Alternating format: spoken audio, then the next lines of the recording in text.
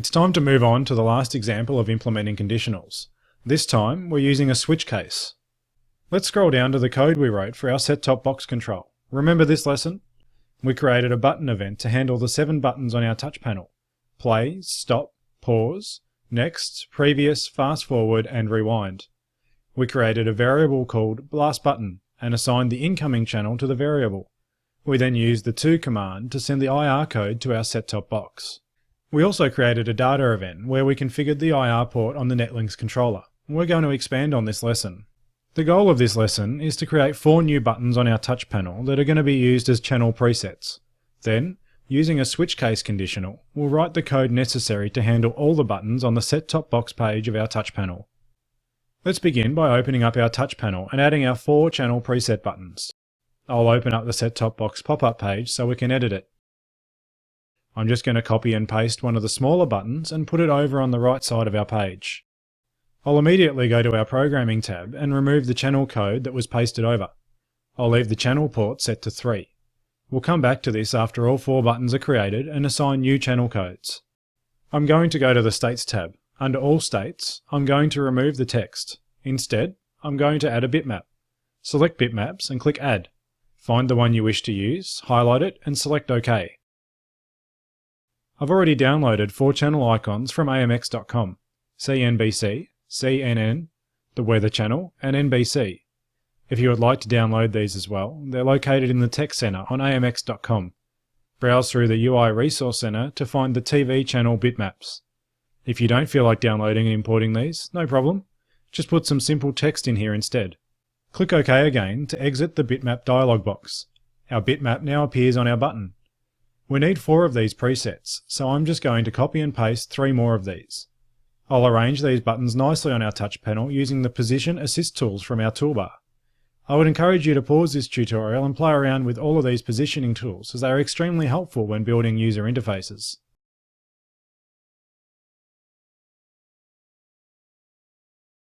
Now, I'll change the bitmap for the other 3 buttons. Once I've completed that, the only thing left to do is assign each channel code.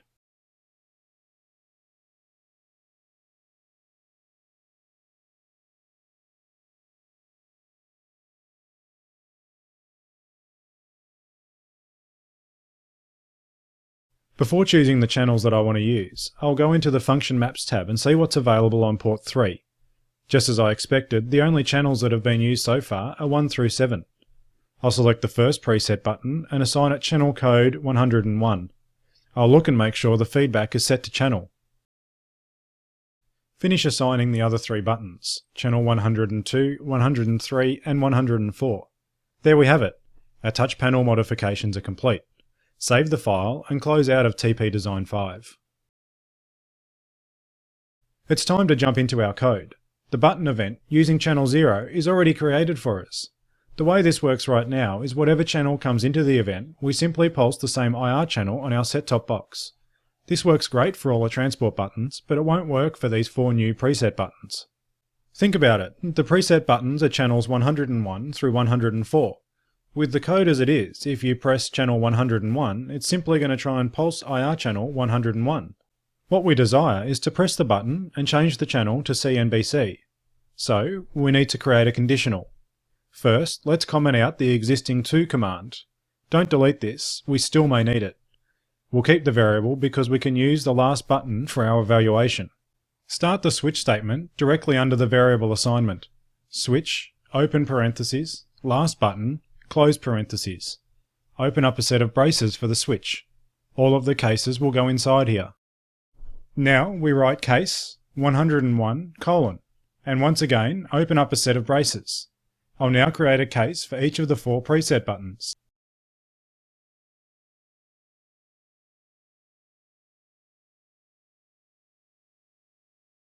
Now we have a case for presets 1, 2, 3, 4 and everything else. I'm going to compile to make sure we wrote our switch case properly. Don't move on until you clear any errors you may have introduced. Okay, now we have the basic framework for our switch case, but let's learn a bit more about send commands. As we mentioned in an earlier tutorial, we'll have an entire lesson devoted to send strings and commands, but let's get an early jump on it. Let's look at our first preset button. Remember, we put a CNBC logo on the button. Therefore, when this button gets pushed, we want to tune our set-top box to CNBC, which happens to be channel 257. So, how do we do this? We could pulse the channel to send the 2-digit, then wait, then send the 5, and wait again, and finally send the 7. But what if this particular set-top box requires an enter command? Or it makes you put in a leading 0? It could be as long as pulse 0, wait, pulse 2, wait, pulse 5, wait, pulse 7, wait, and pulse the enter. Doing it this way will absolutely work, but it is extremely tedious. Imagine if you had an entire page of channel presets. That would take forever. Luckily, there's a much easier way to accomplish this. For right now, I'm going to show you one of those ways. Let's go back into AMXPI. Remember, this is where we can find all the send commands that are available for the AMX hardware.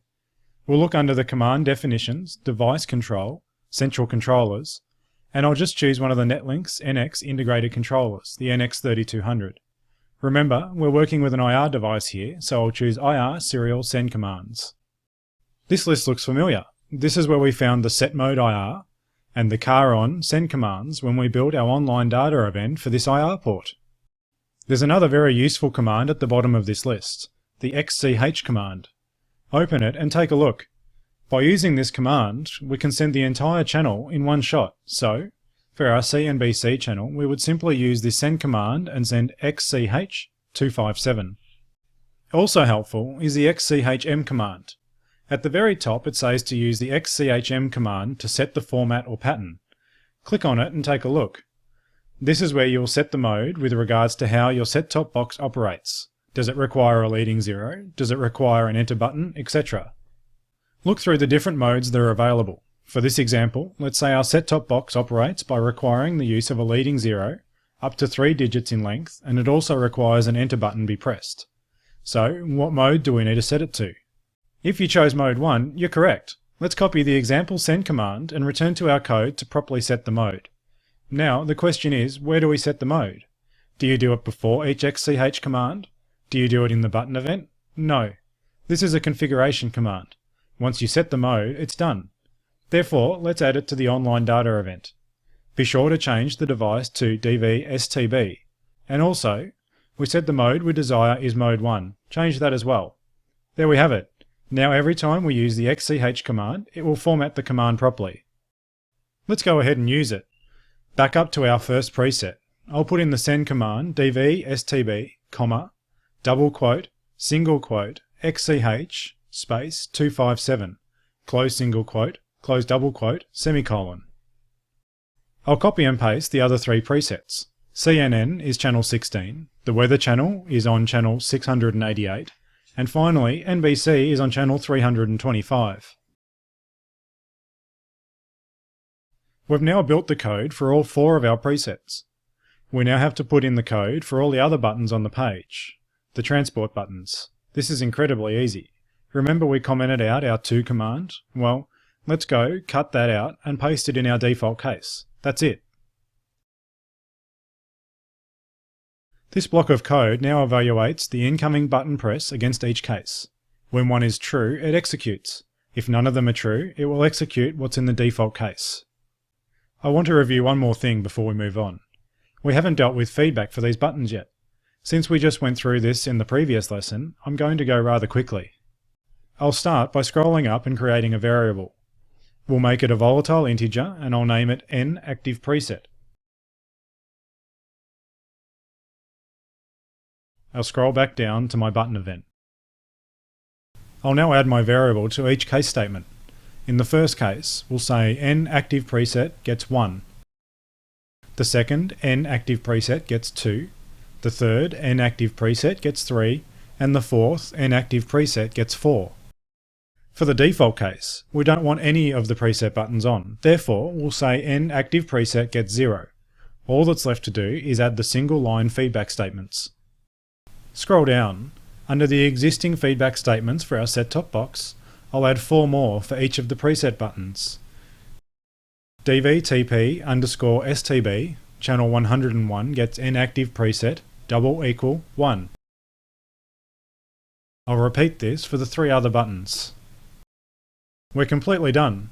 As always, compile your code before moving on. We now have a deep understanding of all the different types of conditionals. It's time again for you to put what you learned to the test. Save and close this lab master source file and get ready for another exercise.